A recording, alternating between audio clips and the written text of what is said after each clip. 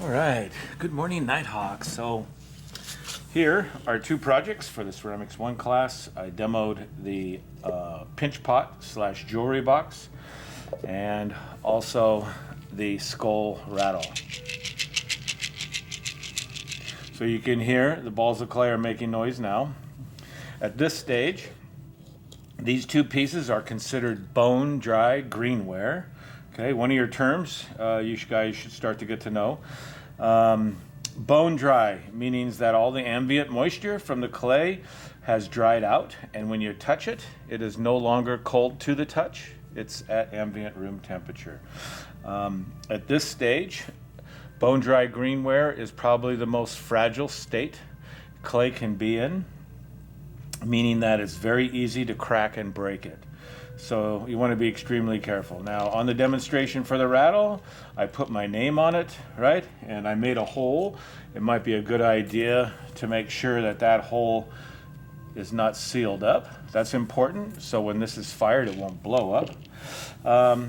Here is the jewelry box pinch pot, and there's my lid with a flange. Now, some of you in making this might find out that your lid is stuck. You want to carefully, don't pry it, but carefully begin to loosen it.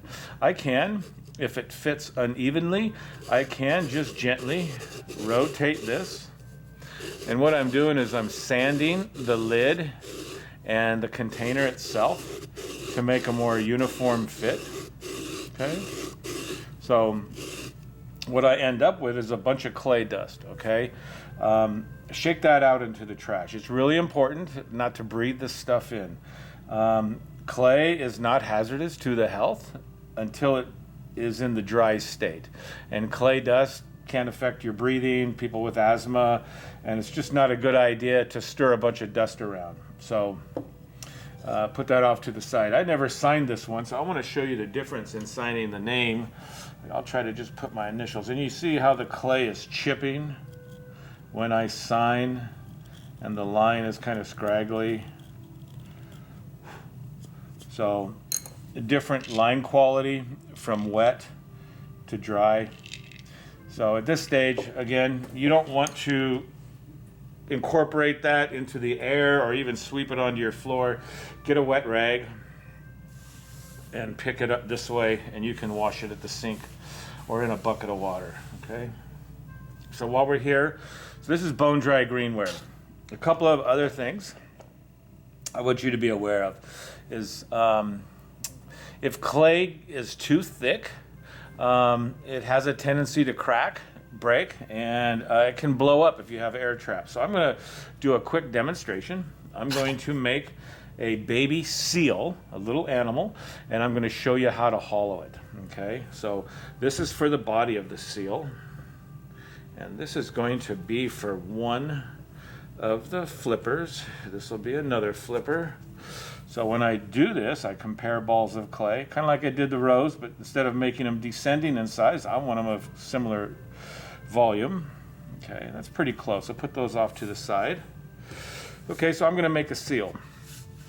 And there's a technique for making a coil shape that is kind of tapered, and we call that a carrot shape. And that carrot shape can be used in numerous things, from making handles. You'll see this semester how many things we can do. So to make a carrot shape, if I was to make a regular coil, I would take clay and I would just roll my fingertips with my palm flat, fingertips to palm, back and forth, and I would make a coil, okay? This is your basic coil technique.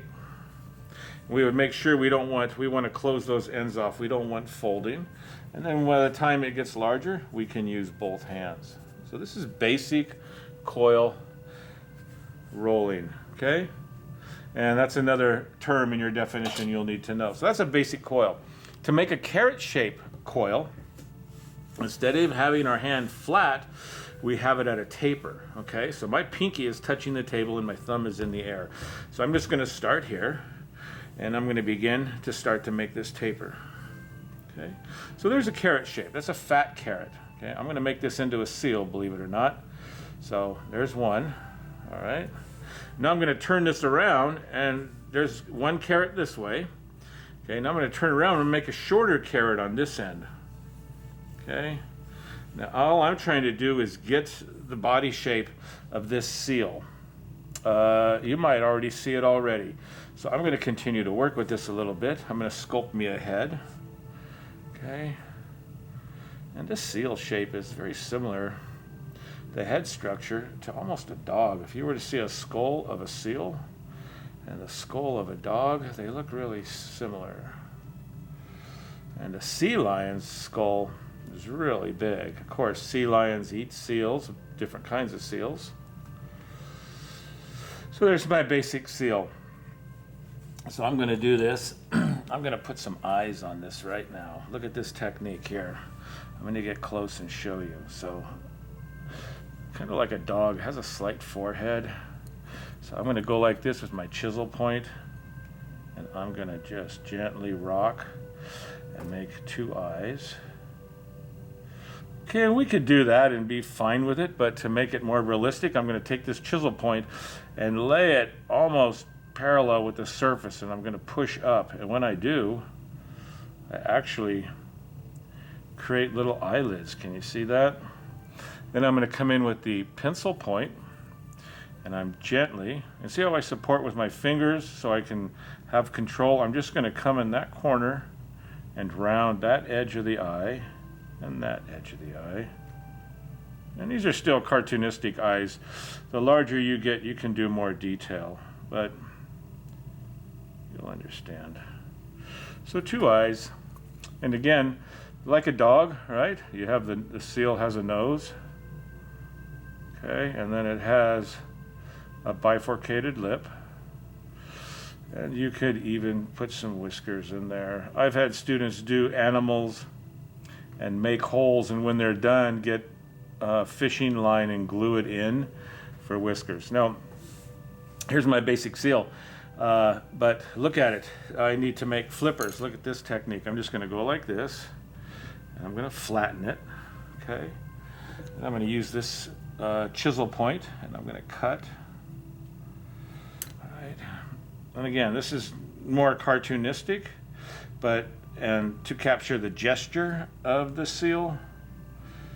But we could also spend a lot more time and incorporate lots of detail. So there's my seal to begin with. Now I'm going to make some front flippers. And again, carrot shape, finger touching, pinky touching the table, and make these carrot shapes. Okay. So you always want to compare when you're making handles, legs. You always want to see if they're similar. And I'm going to use my palm. Again, palm press. I'm going to flatten these out from the thick part to the thin part. I'm going to compare again, see if I'm close. Very similar. So I'm going to even put the texture on now for the flippers. Okay. Yeah. Now I would probably want to attach these right here, and they're awfully big, but I'm going to blend that. So again, what I like to do is put this here. I'm going to score. First, I'm going to get some water. Whoop, camera's moving. I'm first going to scribe where I want to scratch to attach. Okay, watch that video if you haven't. And this is just going to tell me that my score marks are going to be directly underneath my attachment. Get the chisel point, and I'm going to score. And again, my clay is soft, so I don't need a lot of water. Don't drown it, but you need an adequate amount. And this part here. Again, scoring in the same direction. Okay. So there's one. I'm going to put that on, twist it, and then I'll blend. Okay. Now, as I'm doing this, we have a rule of thumb, okay? And that rule is if clay is thicker than the thickness of your thumb, it's going to need to be hollowed out. So after I attach this second flipper and shape my final position, I'm going to show you how to hollow it out. Okay, so again, rule of thumb. If clay is thicker than your thumb, you're going to need to hollow it out. If not, when you bring work in or want work fired, I look at it, and if I don't see there's an adequate air hole or space has been made to prevent blow-ups or cracking, I don't fire it. So I have students ask me, how come you didn't fire my work? And I'll say, bring your work here, let me see. And then that's when they get the explanation. Oh, you weren't following the rule of thumb, okay? So this doesn't look kind of right now, but watch what I'm going to do, okay? I'm going to have this little seal sitting right here, and I need to get him to bend. So he's going to be begging for food. So I'm just going to tilt this back, and there's my baby seal. And now he's wishing somebody gave him a fish. Okay, and we could even have his flippers up in the air in the back, begging for some food. So again, this is thicker than my thumb. I need to hollow it out. So I'm going to take my modeling stick or pencil, whatever you got, and I'm going to make the hole where it isn't seen. So right here is where it sits on the table. I'm going to come in here and I'm going to go in. And a good way to judge would be to go like this and go, okay, I'll make sure I'm not going to poke through the other side, and I'm just going to wiggle it a little bit. Making that opening thins out, so on each side of that hole, the clay isn't thicker than my thumb, and also it isn't visible. And then now would be a good time to put my initials or my name. It's better to do this when the clay is wet. And you would want to put your period number, so when we do fire it, it'll be more organized for you. So there is a little seal, and I'll put a little tiny ball on his nose here. Maybe he's balancing. He's working at SeaWorld. How about that? Since Shamu can't do it anymore, so I'm just going to make a little ball. Look at what I'm doing here. I'm using one of my flexible metal ribs. Okay. Lots of ways to achieve texture and insinuate different kinds of things. And I would just say, keep experimenting with the material, okay? And you'll get better at it, and you'll notice things, okay? I'm going to have a whole section on. If I wanted to, I could scratch to attach that, but we won't be able to see that seal's face. We'll put that right there. So that's the technique for making a coil, okay? I showed you how to make a seal. You might want to practice, try doing that, and also how to hollow out clay, very simply, just by using a modeling stick or a pencil, okay? There you go.